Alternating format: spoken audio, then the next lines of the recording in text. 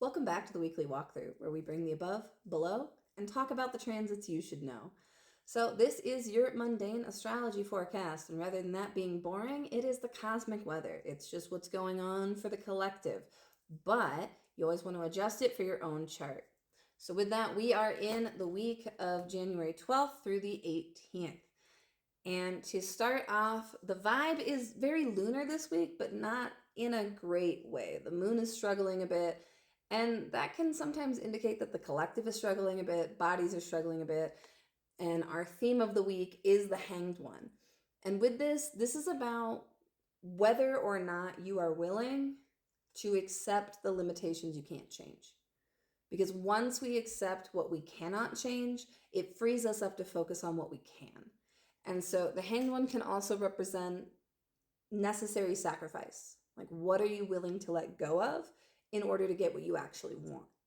Because we can't do everything. We can't have everything. And there are some restraints and constrictions right now, especially fresh off of the Kazemi chaos of last week, where the good, the bad, and the very ugly of 2026 came out swinging. So I really want you to prioritize readjusting this week into what you can control, because that's how we're going to get through everything that is happening right now. And a lot is happening.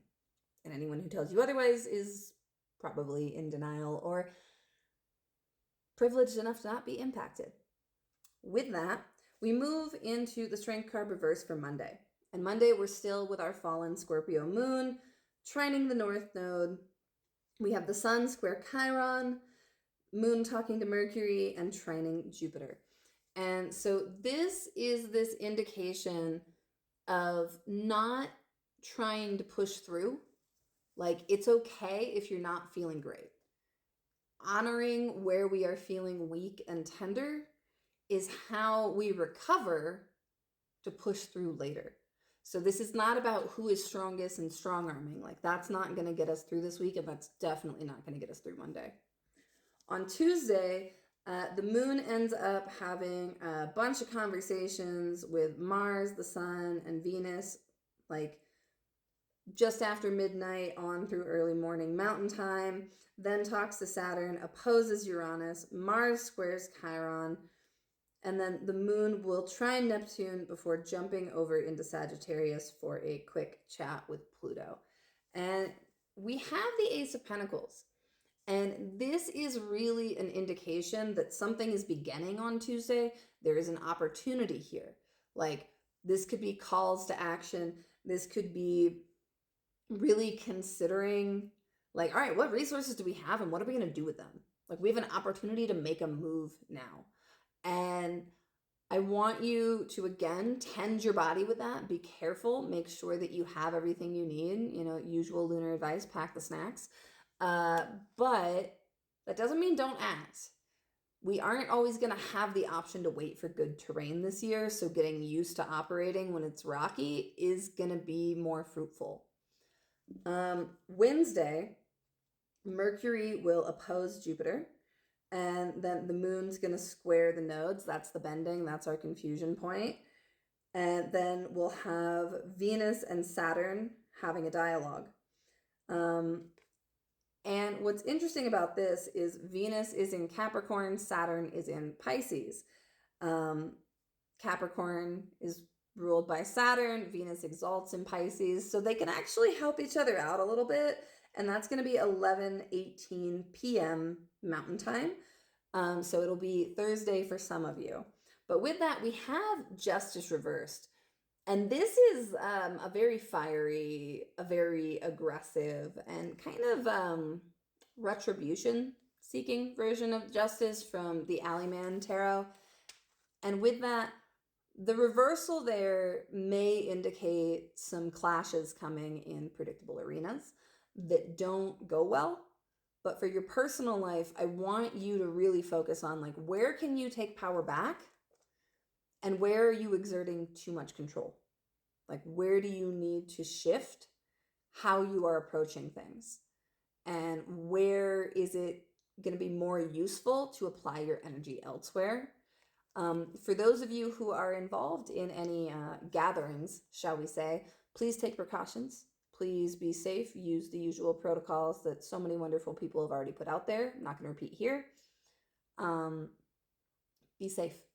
That's really what it comes down to. Be safe, but do what you got to do and do it for everybody. We move on to Friday, and the moon's going to square Neptune right at the end of Pisces there, and then drop into detriment in Capricorn, where it's going to have another conversation with the nodes. There's not a whole lot on Friday, and we have the King of Coins reversed. This can feel like a stalemate. This can feel like being up against a wall, up against barricades, and really refusing to let go of the reins.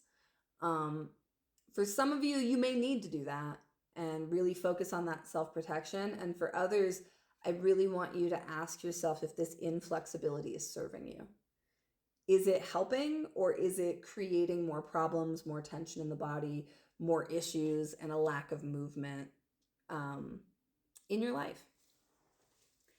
And I just realized I actually switched these. That was Thursday's card, and I jumped over to Friday.